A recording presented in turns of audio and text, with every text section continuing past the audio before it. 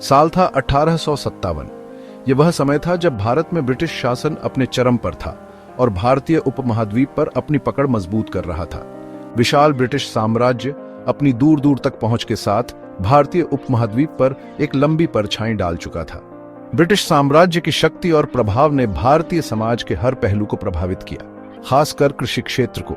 बंगाल अपनी उपजाऊ जमीन और मेहनती किसानों के लिए जाना जाता था। खुद को शोषण के एक नए रूप नील की खेती के चंगुल में फंसा हुआ पाया।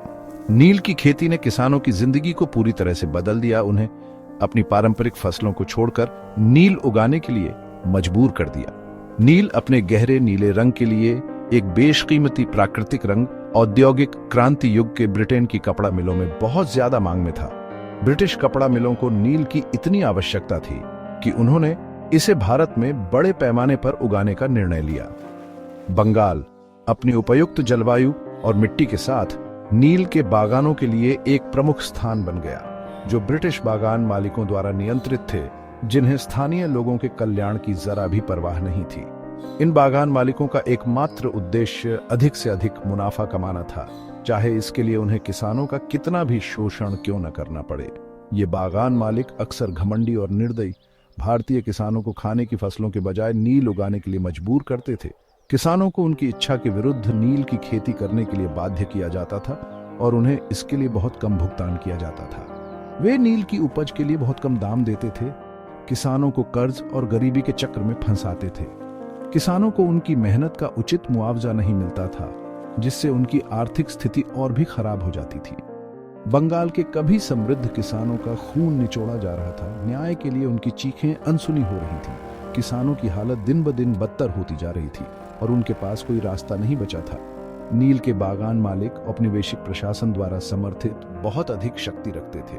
उनके पास इतनी ताकत थी कि वे किसी भी किसान को अपनी मर्जी के खिलाफ काम करने के लिए मजबूर कर सकते थे। वे अक्सर किसानों को अपने नियंत्रण में रखने के लिए धमकी, हिंसा और झूठे आरोपों का सहारा लेते थे। किसानों को डराने धमकाने के लिए हर संभव तरीका अपनाया जाता था ताकि वे बागान मालिकों के आदेशों का पालन करें। बंगाल की हवा में आक्रोश और निराशा व्याप्त थी। किसानों की हालत इतनी खराब हो चुकी थी कि वे अपने अधिकारों के लिए आवाज उठाने लगे थे। उनके दिलों में गुस्सा और निराशा भर चुकी थी और वे किसी भी तरह से इस शोषण से छुटकारा पाना चाहते थे। बंगाल के बीचों बीच पबना था, एक जिला जो अपने हरे भरे खेतों और मेहनती किसानों के लिए जाना जाता था। यहाँ की मिट्टी उपजाऊ थी और किसान अपने खेतों में दिन रात मेहनत करते थे ताकि वे अपने परिवारों का पेट भर सकें और अपने बच्चों को एक बेहतर भविष्य दे सकें। बंगाल भर में अपने साथियों की तरह पबना के किसान भी खुद को क्रूर नील व्यवस्था में फंसा हुआ पाते थे। नील की खेती ने उनकी जिंदगी को एक अंतहीन संघर्ष में बदल दिया था, जहां वे अपनी मेहनत का फल भी नहीं देख पाते थे। अपनी सबसे अच्छी जमीनों पर नील उगाने के लिए मजबूर, उनके पास अपने परिवारों का पेट भरने के लिए मुश्किल से ही कुछ था। नील की खेती ने उनकी उपजाऊ जमीनों को बंजर बना दिया था और उनके पास कोई विकल्प नहीं बचा था। पबना के किसानों की दुर्दशा दिल दहला देने वाली थी। उनकी आंखों में निराशा और हताशा साफ झलकती थी और उनके चेहरों पर थकान और दर्द की लकीरें साफ दिखाई देती थी। वे चिलचिलाती धूप में अथक परिश्रम करते थे। उनका इनाम बस कुछ पैसे जो मुश्किल से उनके कर्ज को चुका पाते थे। उनकी मेहनत का फल उन्हें कभी नहीं मिलता था और वे हमेशा गरीबी और कर्ज के जाल में फंसे रहते थे। नील का रंग उनके हाथों और उनके जीवन को दाग देता था, उनके उत्पीड़न की एक निरंतर याद दिलाता था। यह दाग उनके संघर्ष और पीड़ा का प्रतीक बन गया था, जो उन्हें हर दिन याद दिलाता था कि वे कितने बेबस और असहाय थे। निष्पक्षता के लिए उनकी दलीलों का जवाब तिरस्कार और धमकियों से दिया जाता था। बागान मालिकों के लिए किसान केवल एक साधन थे जिनका उपयोग वे अपने लाभ के लिए करते थे। बागान मालिक पूर्ण शक्ति के आदि किसानों को अपने लाभ के लिए केवल एक उपकरण के रूप में देखते थे। उनके लिए किसानों की पीड़ा और संघर्ष का कोई महत्व नहीं था। वे केवल अपने मुनाफे की परवाह करते थे। आक्रोश उबल रहा था, उबलने की धमकी दे रहा था। किसानों के दिलों में गुस्सा और असंतोष बढ़ता जा रहा था और वे इस अन्याय के खिलाफ आवाज उठाने के लिए तैयार हो रहे थे। फिर भी निराशा के बीच प्रतिरोध की भावना टिमटिमाने लगी। किसानों ने महसूस किया कि अगर वे एकजुट हो जाएं, तो वे इस अन्याय के खिलाफ लड़ सकते हैं और अपने अधिकारों के लिए खड़े हो सकते हैं। पबना के किसान हालांकि पस्त और चोट खाए हुए टूटने से इनकार कर दिया। उन्होंने अपने हौसले को बनाए रखा और अपने संघर्ष को जारी रखा, यह जानते हुए कि उनकी लड़ाई सही थी। वे सम्मान और स्वतंत्रता के जीवन के लिए तरस रहे थे, एक ऐसा जीवन जहां वे अपनी जमीन पर खेती कर सकें और अपने परिवारों का पेट भर सकें।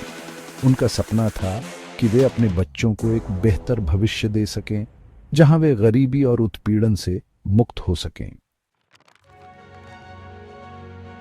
1859 साल पबना के इतिहास में एक महत्वपूर्ण मोड़ था।